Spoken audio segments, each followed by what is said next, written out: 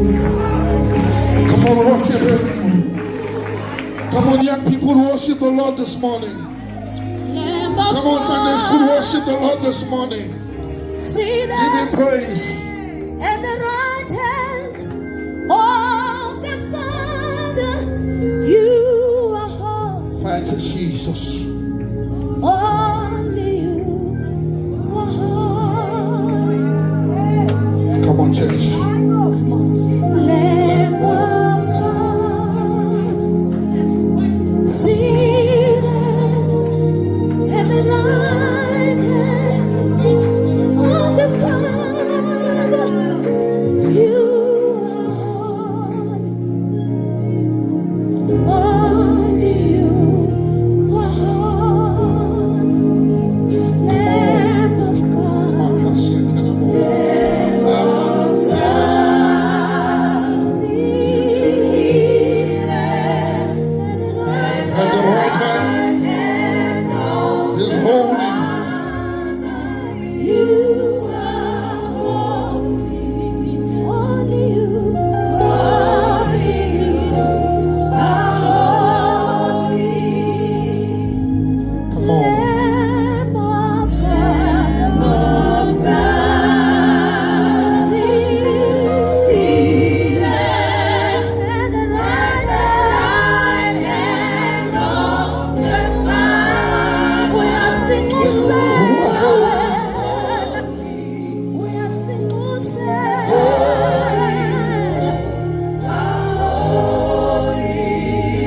While the way that Jehovah said,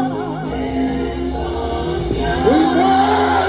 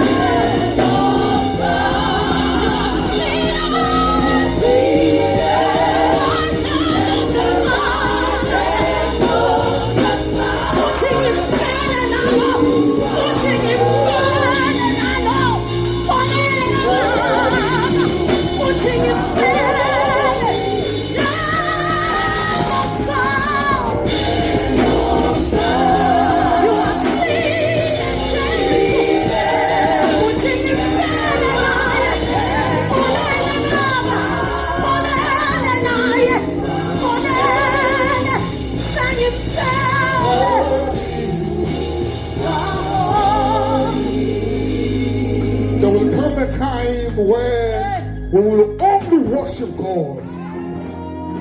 There will come a time where there will be no preaching. There will come a time where there will be no testimony. But worship will be our theme. The time is coming when we will be raptured to be with the Lord. In the heaven, Mazalwani, the cherubim and the seraphim, they worship Him day and night. There will be no time to preach.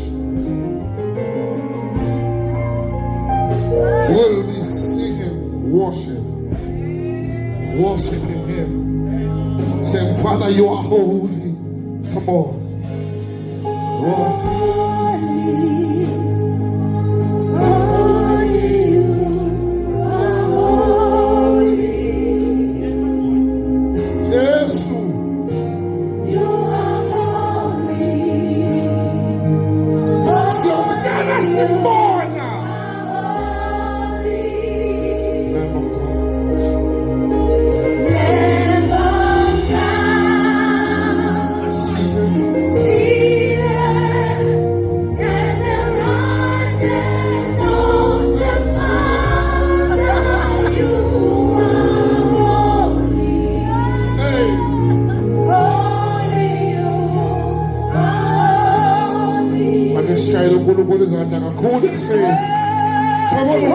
name. Hallelujah. Hallelujah. Jesus, come on, church. Yes. Come on. Hallelujah. Jesus. He's worthy. He's worthy. Thank you, Jesus. You Hallelujah. may be seated, Brother Ron. Thank you, Jesus. Namhlanje ngathi singahlithwa. Ngathi singathathwa sambe sezulwini. Hallelujah.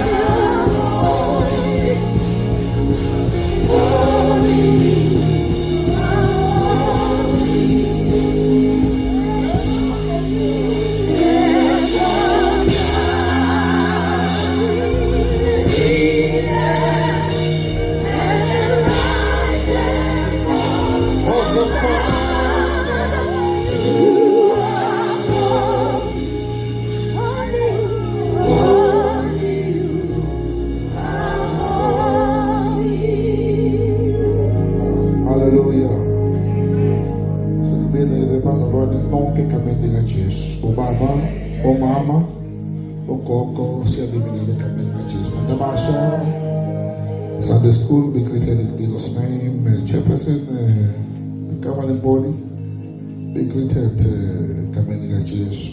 Sibulisa umfundisi Mandlabane nomama. Tatebuti sibuka limera lebuha.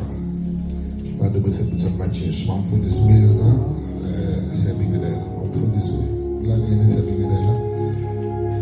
Worshiping team, thank you for leading us into worship. Ushers be greeted in Jesus' name. Media team will be greeted. Sound team be greeted in the name of Jesus. Hallelujah.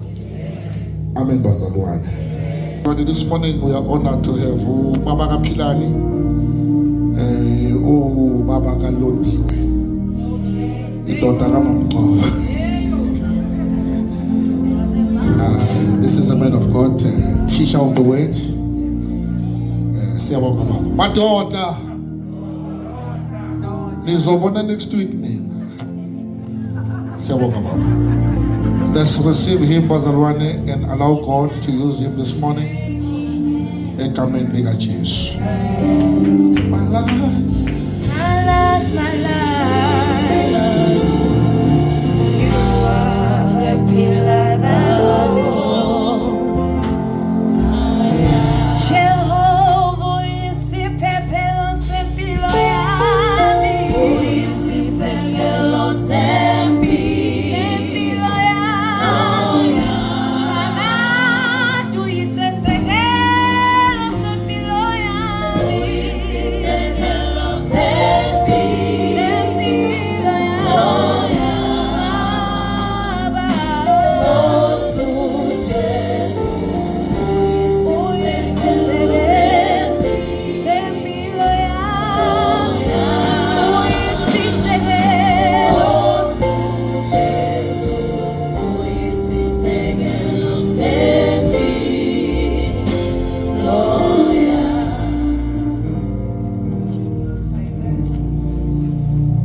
Glory be to God.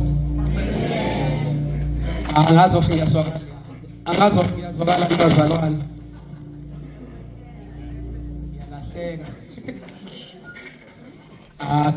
Glory be to the name that is above all names, bazalwane. Igama likaKristu Jesu. Ngizogibela endabeni bazalwane. Before ngigibele endabeni ngithanda ukubingelela abazalwane bonke in the mighty name of Jesus. Ngiqale ngawe mfundisi umlangene nomama in the name of Jesus. Umfundisi usibuka in the name of Jesus.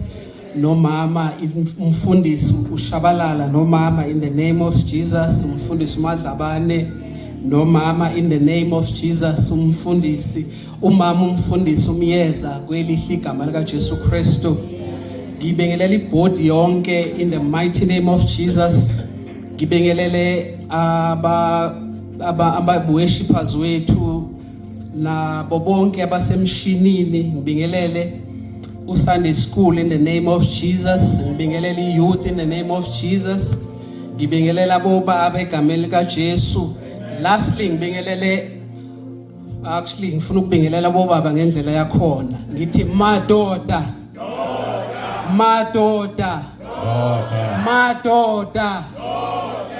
siyabonga uyithola le chance uyasho umfundisi ukuthi next week lo basadi uzobe khona. So lo basadi at least sizobe sishila ukuthi indoda noma ningamusho iziphele sizobe simshila ukuthi indoda. So bazalwane ngaphandle kokuchitha isikhathi, like I said ukuthi you are all welcome, you've all been greeted egameni elihle lika Jesu. Asizo waste isikhathi bazalwane, I've got a few minutes enginikezwe yona. Bazalwane uNkulunkulu wethu muhle, ngingumntwana kaNkulunkulu, ngisindisiwe ngihlanziwe egazini elinamandla likaKristu Jesu, angimboni ofana naye and akasoze ababukho ofana naye. Ngimi phamukeni bazalwane, I'm convinced ukuthi there's nothing, absolutely nothing efana naye. Izwi lakhe encwadini ka Isaiah lithi uNkulunkulu that measures the heavens with his fingers. You can think with how big it is. If ekwazi ukuthi asebenzise his fingers ukuthi izulu lakhe lingaka. Uthi uIsaiah uNkulunkulu that knows the weight yomhlaba. He knows the weight of the entire earth bazalwane. That's how great uNkulunkulu wethu is bazalwane. Lithi maliqhubeka, he counts the stars bazalwane and he calls each one by name. If ungathi asamina ungathi angiqalela kumfundisi umlangeni nginibale nonke, I don't think I can. I don't think, even if ungathi okay, don't say their names, just count them. Ungacounta kube khona la ngizohluleka khona, but uNkulunkulu wethu lithi izwi lakhe ubalinwele bazalwane ezethu, each and every one of us. Some of us azekho la ngaphambili bazalwane, but uNkulunkulu can tell you ukuthi mfundisi umlangeni lezi ezisele zinga.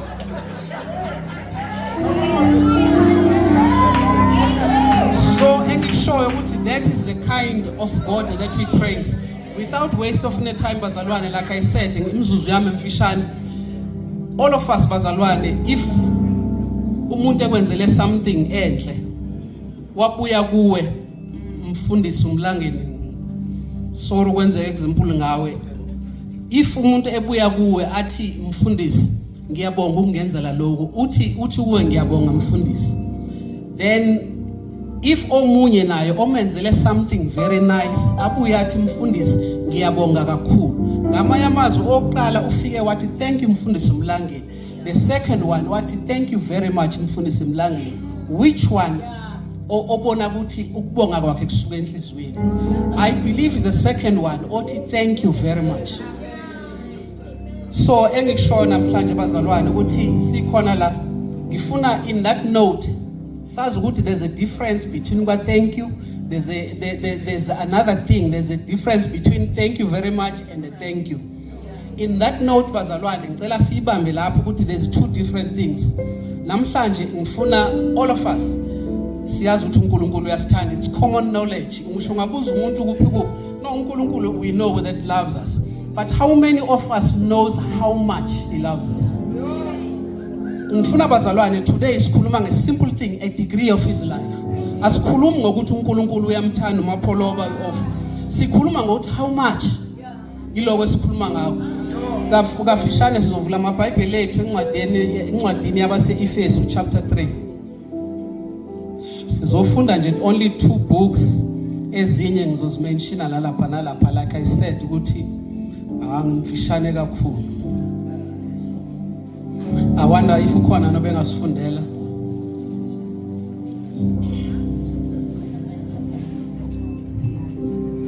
Ephesians chapter 3 verse 16 to 19. Sifunda incwadi kwabase Efesu chapter 3 siqala kufunda ku verse 16. Isihloko sithi uPaul ukhulekela ibandla ukuba likhule ekwazini uthando lukaNkulunkulu. Verse 16. Ukuba ngokwengcebo yenkazimulo yakhe alinike ukuqiniseka emandleni ngokomoya wakhe kumuntu ongaphakathi. uKristu ahlale ezinhlizweni zenu ngokukholwa ukuze nigxile nisekelwe othandweni. 18. Nibe namandla okuqonda kanye nabagcwele bonke okungububanzi nobude nokuphakama nokujula. 19. Nokulwazi uthando lukaKristu oludlula ukwazi konke ukuze nigcwaliseke kube ngokugcwala konke kukaNkulunkulu. Ngicela ukukhuleke mama. Baba wethu ingcwele siyabonga izwi lakho lenkosi. Mntwana wakho umile ngaphambili kwememboza baba wethu ingcwele usisize sisalalele egameni likaJesu. Amen. Siyabonga kakhulu bazalwane. Mangayifunda nje quickly uverse 16 wami kule version engiphethe ngayo. Uthi I pray that his glorious and unlimited resources he will empower you with inner strength with inner strength through his spirit. Leyo ngicela sibambe ukuthi empowerment ayiveli in any other way, ivela through the spirit. So basically elikusho leli verse ukuthi there's nothing esizoyenza ngaphandle kukaMoya oNgcwele. So if ngiqhubeka lithi uverse 17 wakhona uthi then Christ will make his home in our hearts as you trust, or in your heart as you trust in him.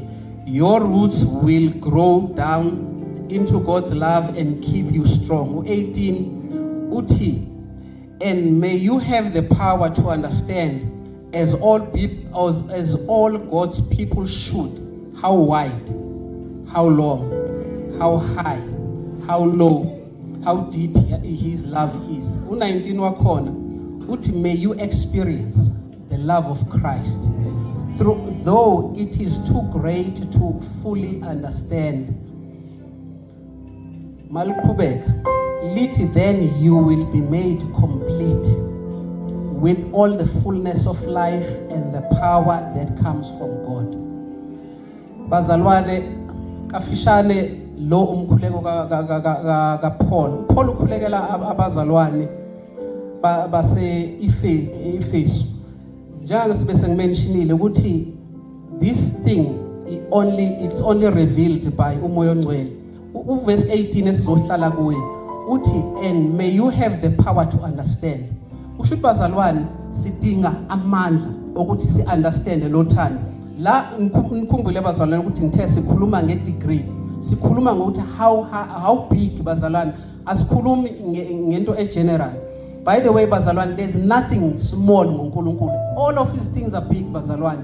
Each and every one of them uNkulunkulu wezinto ezinkulu. Lokho kumele sikufake ezinhlizweni zethu nasezingqondweni zethu ukuthi lo esimkhonzayo he is the God of big things. Lo verse 18 esikhulume ngayo lithi as all God's people should. Kusho ukuthi this should be a common knowledge ukuthi uNkulunkulu uyasithanda, but it's not the case. Abantu bazi ukuthi uNkulunkulu uyasithanda but they don't understand ukuthi how much. So la qhubeka khona lithi ukuthi how wide. Oqala nje bazalwane wide into ebanzi. Since ngithe uNkulunkulu that is unlimited, malithi wide enye into ngaba wide ibe 2 meters wide or 1 kilometer wide or 1,000 kilometer wide. But la it does not give us some dimensions ukuthi how, meaning it's unlimited. Lo wide wakhona wide oqhubekayo azafike wherever la ifika khona. So as far as our imagination can take us, lithi how long into ende bazalwane yinde same nale ayinama dimensions. Malithi uthando lwakhe lude, it means lude, meaning alinamkhawulo kube khona la lizophelela khona. Maliqhubeka lithi it's high, ngokuphakama it means ukusuka ukuphakama into ngaphakama ibe nama meters or nama kilometers or whatever ungayicabanga. But in this case we are not giving those things.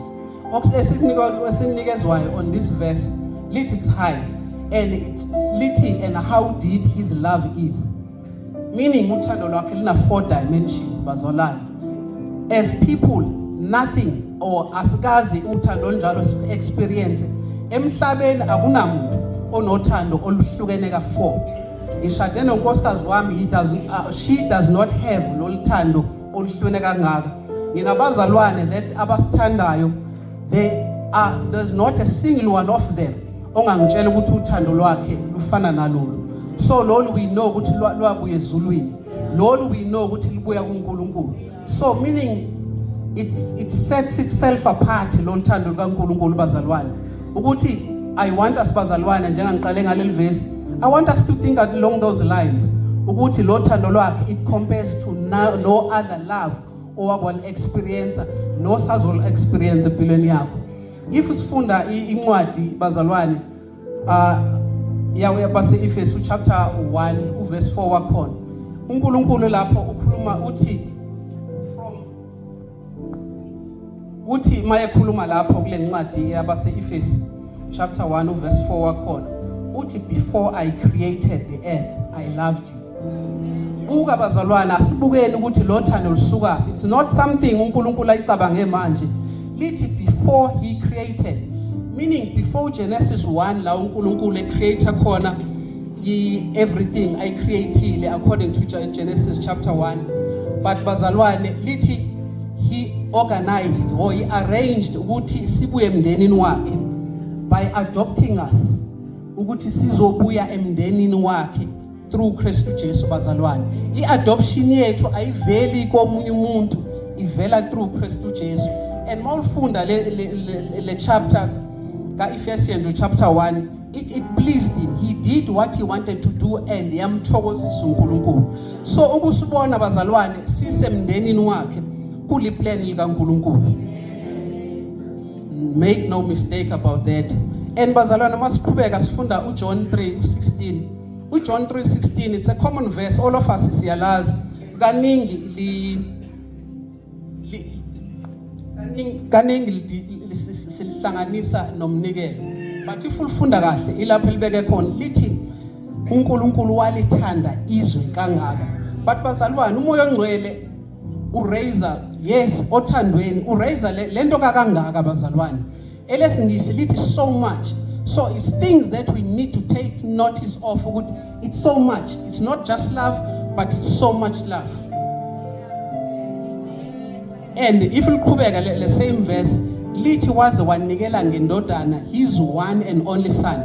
That means bazalwane othandweni lakhe he was prepared to give us his most prized possession. Asikaze sizwe bazalwane ukuthi kukhona into ebalekile kuNkulunkulu more than indodana yakhe. Remember bazalwane sikhuluma nga same God omemezile lithi izwi lakhe kuvela izwi one day lathi this is my son with whom I'm pleased engithokozile ngaye lithi mzweni. That is the kind of God bazalwane esikhuluma ngayo ukuthi yethu uNkulunkulu was prepared to give him up for me and you ukuze sibe yilabantu esithi masithi sisindisiwe we are that kind of people bazalwane. If siqhubeka sifunda bazalwane amahubo u103 uverse 11 wakhona usho something enkulu. Remember bazalwane ukuthi lapha la siqale khona uNkulunkulu ukhulume ngothando oluhigh. Mahubo 103 uverse 11 wakhona ila uNkulunkulu ekuvezela ngidimension uthi as high as the heavens above the earth so is my love to those who love me. Amanye ama versions athi so is his love to those who reverently fear me. So and ukukhuluma nge-distance from emhlabeni to heaven bazalwane iBhayibheli uNkulunkulu himself khona kuIsaiah chapter 55 verse 8 wakhona la ekhuluma nga his thoughts and his ways. Uverse 8 ka Isaiah 55 uyachaza ukuthi what does it mean mayekhuluma ngokuphakama kwezinto zakhe. We all know ukuthi lithi iBhayibheli, his ways are not our ways and his thoughts are not our thoughts. But verse 8 ila ichaza khona ukuthi my ways are far beyond your imagination.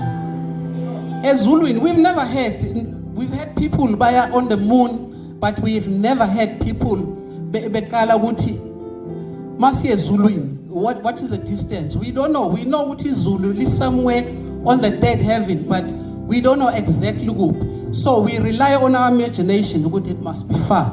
Iloko akushoyo uNkulunkulu ukuthi mayethu uNkulunkulu, his love for us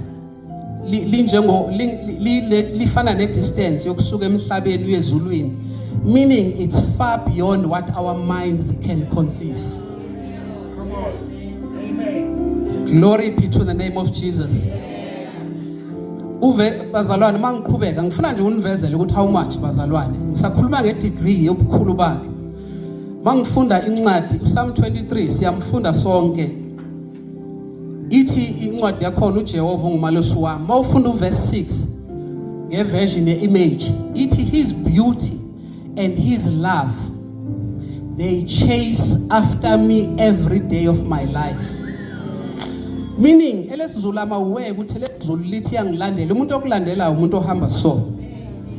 Imagine makuthiwa loluthando liyakuchase, liyakugijimisa. Meaning likugijimisa even if you're not running from it, but liyakugijimisa even if you're sleeping, liyakugijimisa. That's this kind uNkulunkulu asithande ngayo. Glory be to the name that is above all names. Romans chapter 5 ukhuluma same thing. Ngizama ukuveza lento ukuthi uphuma la wazi ukuthi lo uNkulunkulu akafananga wakuthanda for the sake yokuthanda, ukuthande highly. So masifunda lapha ku Romans chapter 5 verse 8 wakhona ukhuluma something uthi while you were yet sinners God showed, literally God demonstrated his great love for you in that while you were yet sinners Christ died for you. Meaning what? Ufike kimi ngimubi ngisezonweni ngifile isono, but he loved me with great love. Akangithandanga ngothando olunormal, he loved me with great love. Glory be to the name of Jesus. Bazalwane ngizocela mamnkosi uphinde ungifundele. This is the second book esifunda uRomans chapter 8 verse 38 and 39.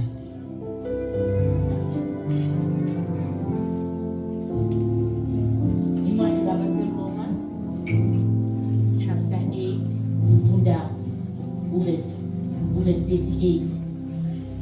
Ngiyakholwa ukuthi nakufa nakuphila nazingelosi nababusi nakho okukhona nakho okuzayo namandla nakuphakama nakujula nanto enye edaliweyo ayikuba namandla okusahlukanisa nothando lukaNkulunkulu olukaKristu Jesu inkosi yethu.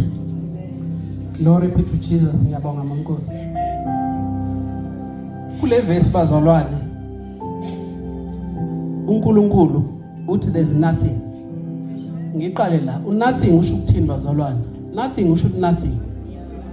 Mawulufunda maybe ubheka ama dictionary lithi with the exception of none, meaning there's nothing engasihlukanisa nothando lukaNkulunkulu. Uyabala uthi the demons, the angels cannot do that.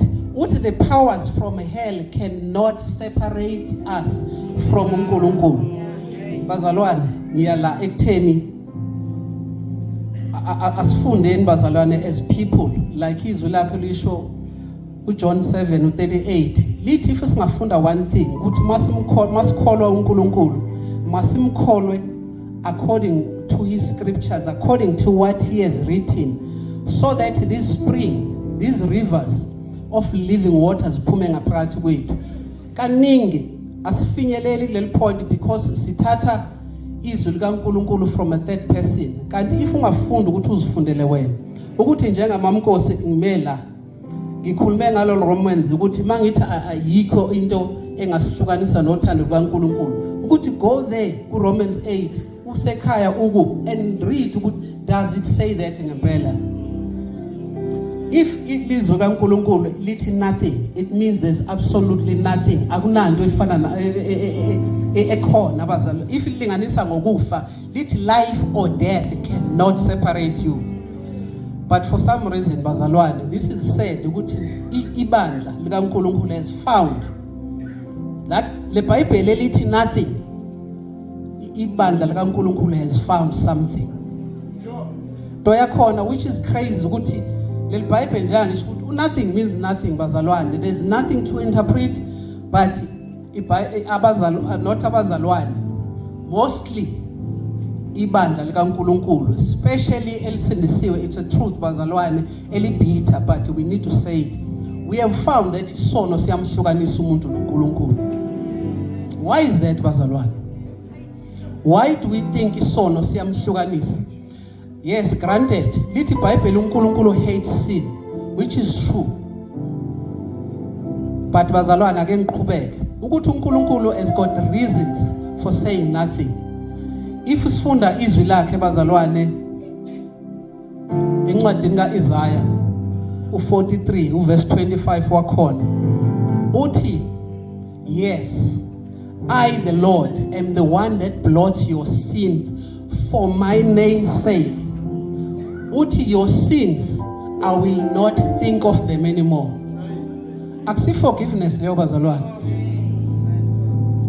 Isn't that the same God? If uqhubeka ufunda Isaiah 44 verse 22 uthi mina uNkulunkulu I have swept your sins like a cloud.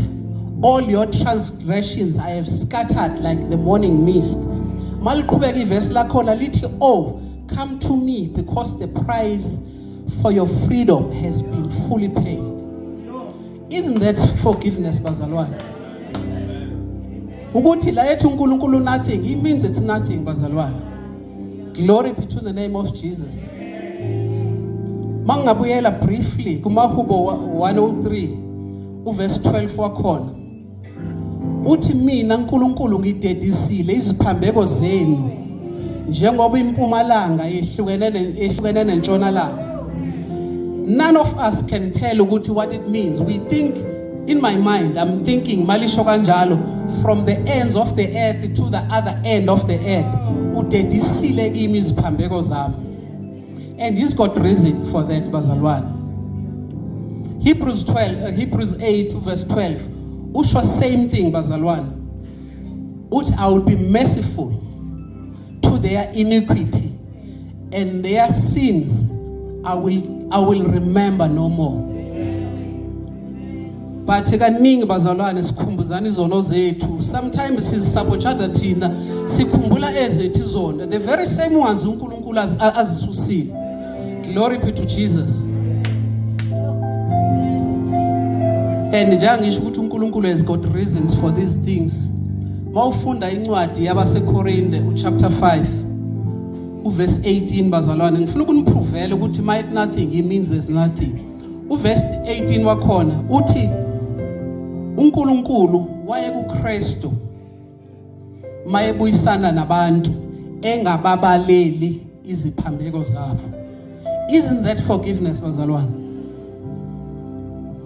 And on the same chapter bazalwane uverse 21 lithi izwi kaNkulunkulu yena ongasenzanga isono, which is Christ Jesus, wamenza he made him bazalwane ukuthi abe umnikelo wesono, so that bonke abakholwa kuye boba ukulunga kaNkulunkulu through loyo Kristu Jesu.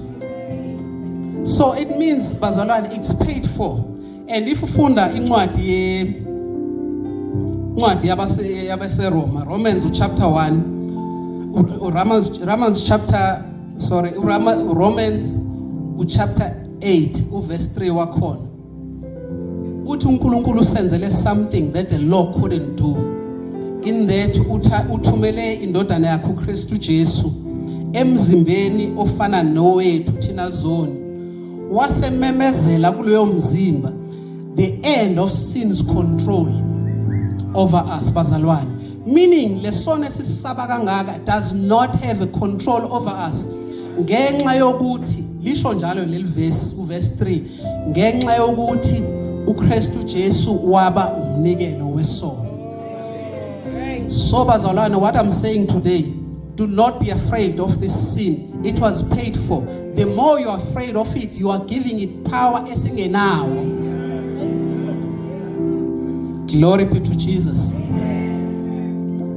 And it's insulting sometimes bazalwane. I think even kuNkulunkulu it's insulting, but I pay for Lamans. Exactly, Mamfundis. Lamans has been paid for. Like so if a batarelwe ngwane kuba mthopeng, do you need to pay for them again? Abatarelwe mos. So uNkulunkulu, I think he feels insulted ukuthi nginika uKristu kunibhadalele isono, but you still feel the need yokuthi nizibhadarele. I believe in some countries abantu bafila that they need to suffer somehow. Maybe ekholweni kuthiwa some of them they walk on glass just so that umuntu ezozwa lobuhlungu. Abanye they walk in coals of fire so that bezo feel better ukuthi no ngisafarile for leli vangeli. There's only one person bazana all safarele leli vangeli, uKristu Jesu.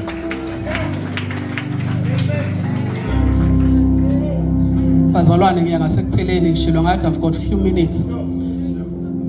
Masika uNkulunkulu ngifuna ukuprovela lento uNkulunkulu ukuthi wenze he saw sin, he did something ngaso. Encwadini yabaseKolose, I like this bazalwane. YaseKolose chapter 2 verse 14 and 15. Ngicela sorry mamnkosi, last time ngicela ungifundele. Basekolose besibili chapter 2 verse 14 and 15. Esahlangule incwadi yeqala lethu emelana nathi ngemiyalo yayo, wayeyisusa ngokuyibeletha esiphambanweni, ebephucile ababusi nabanamandla, izikhali wabathela ngehlazo obala ebaqoba ngaso. Yabonga mamnkosi. La iBhayibheli kwelesingisi likhuluma ngerecord. The record of our sins was removed. Meaning what? Meaning there's no evidence. Angisilona iphoyisa, but in my mind I've heard dockets bayawazi abamaphoyisa ukuthi icala lomuntu libhalwa kwidocket. I've even heard ukuthi abantu kuphuma emacaleni bantshontsha le docket bayikhambe boyilahla. If ngitshontshe le docket, meaning there's no proof ukuthi wena wenze 1 2 3. Isn't that bazalwane le verse elikushoyo lithi the record yezono zami nezakho has been removed. How bazalwane? Lithi uNkulunkulu he removed them, he took them away by nailing them on the body of Christ on the cross. Meaning njengoKristu Jesu ubethelwe nezono zami nezakho. That is why kulama verse engiwamentionile uNkulunkulu uthi I will not think of them, I will not remember them. So Tina, why are we remembering ours? Why are we remembering ezabanye abantu?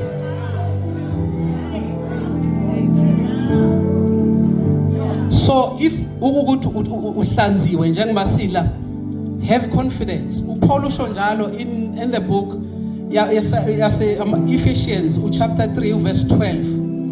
Uthi ngenxa kaKristu nokholo lwethu kuye, let's have boldness, let's have confidence to come before God.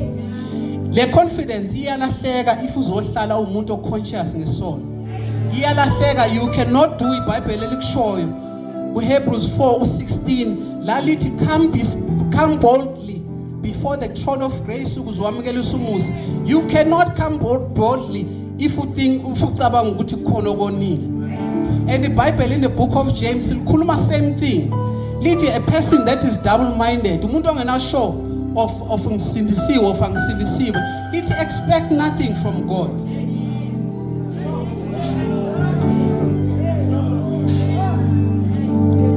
Bazalwane sengiyanga sekupheleni. Njengangishilo ukuthi iBhayibheli lithi nothing. Malithi nothing, let's stick to what the Bible says. Kuna something a painful eshiwo Paul in the book of Philippians chapter 3 verse 18 wakhona.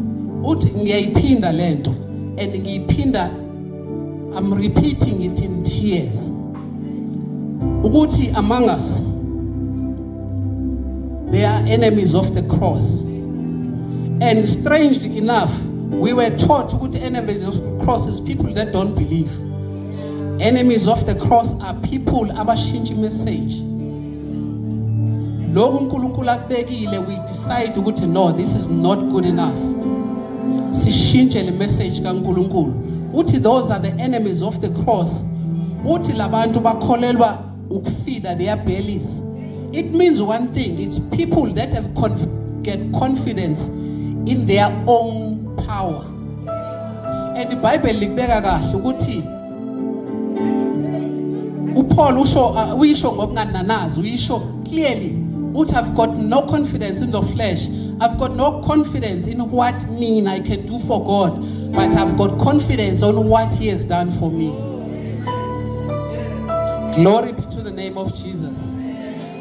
So bazalwane, if sihambe endleleni, let us be confident ukuthi uNkulunkulu usenzele okuhle. Let us not be preoccupied ukuthi simenzela ini.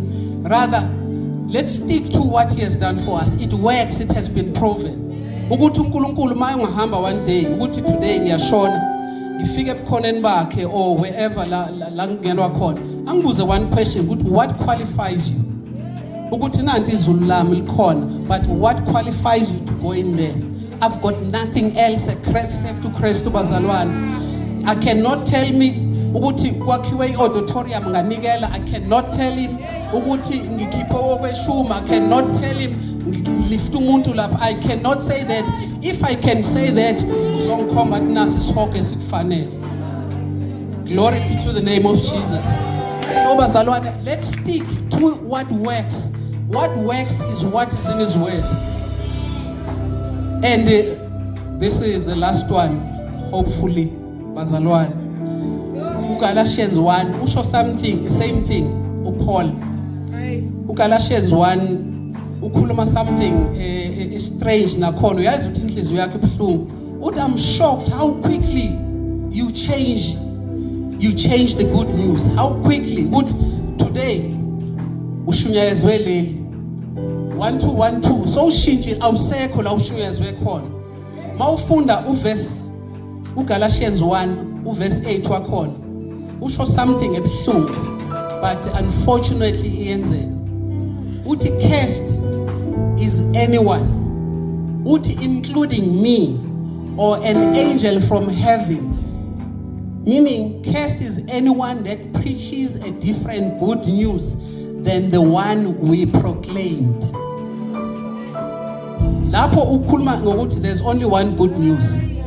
I-good news bazalwane, it's the same ones. If ukumenyezela ukuzalwa kukaKristu Jesu lithi izwi likaNkulunkulu, at one point ingelosi yabuya izomemezela ukubuya kukaKristu Jesu. Specifically on this one beyikhuluma uLuke 2 verse 10 wakhona. Lithi iBhayibheli ubekhuluma nabelusi.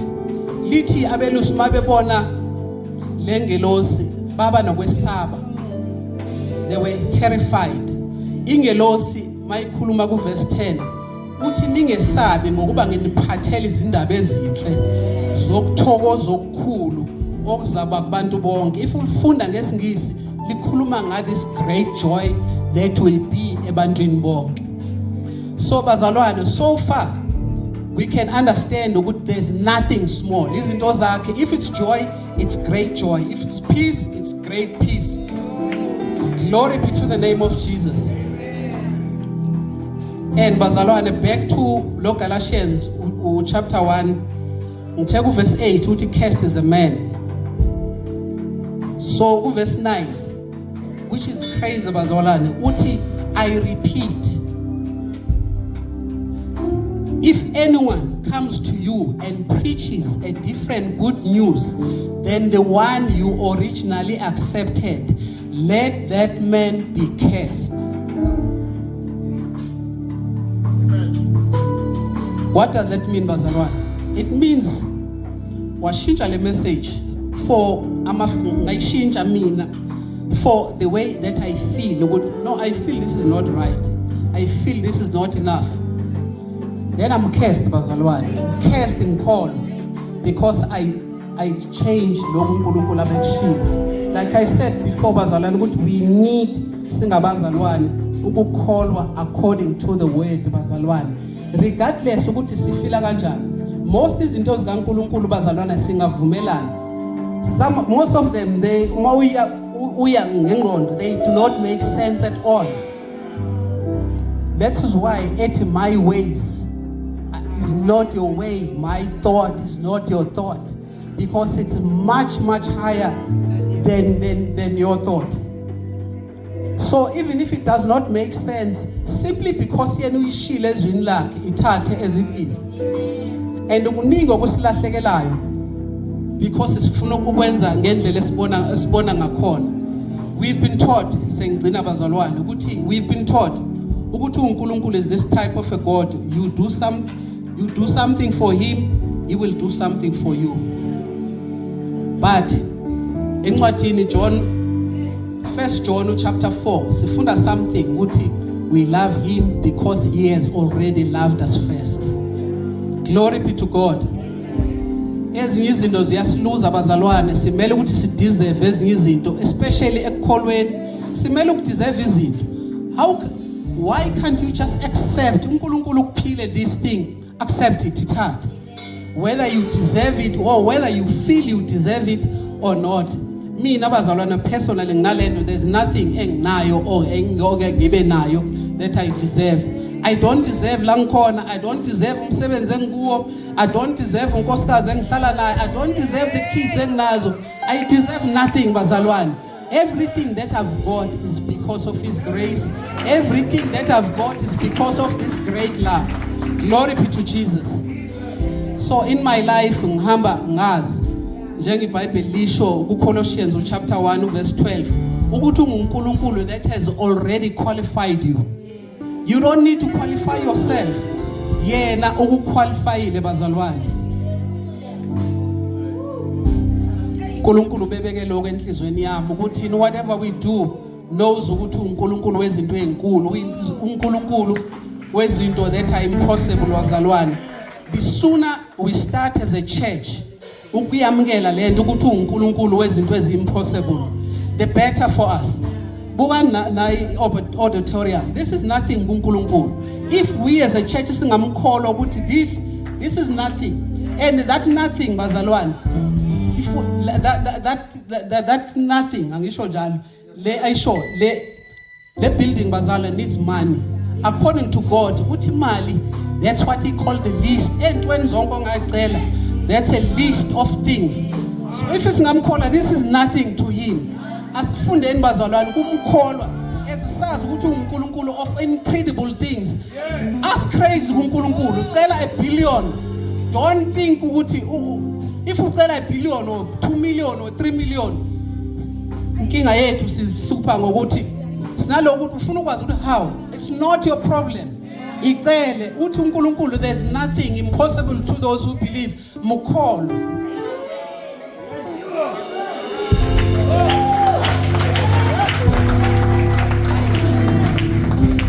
But I know ukuthi sidila nesithu Satan. Satan akafuna ukuthi sizaze ezinye izinto. A gift uyaphiwa yona, ufuna ukuthi uyiquestion, ufuna ukuthi uyiqualify. So siyabonga bazalwane, ngiyambonga kakhulu uNkulunkulu. But angifuna ukuvala leli thuba. If lasiqale khona lithi and experience this love, there's nothing compared to it. If you can experience it, it stays with you, because inhloso kaNkulunkulu bazalwane was that we fall in love with him and stay in love with him. Lento ukuthi siphume in and out njengabantu basemhlabeni. uNkulunkulu wayeplane ukuthi I love them, they need to love me back permanently. And the only way we can do that is through believing what he says in his word. Bazalwane nalokuthi angithanda ukuvalela umuntu ngaphandle. If ungakazi ule experience lo thando and you would like to do it, please come forward. They pray for you. Yes, mawungeza la ngaphambili uza maybe ungena sure ukuthi what will change, but just trust God.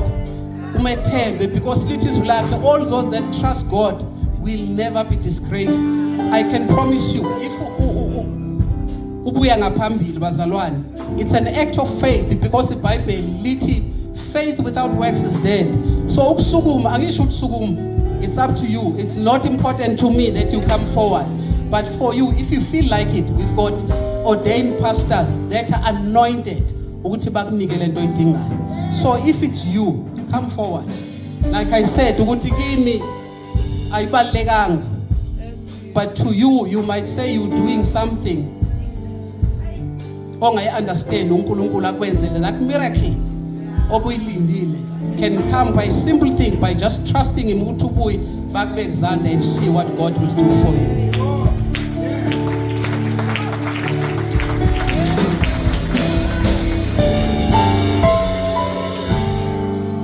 Siyabonga bazalwane, ngicela mfundisi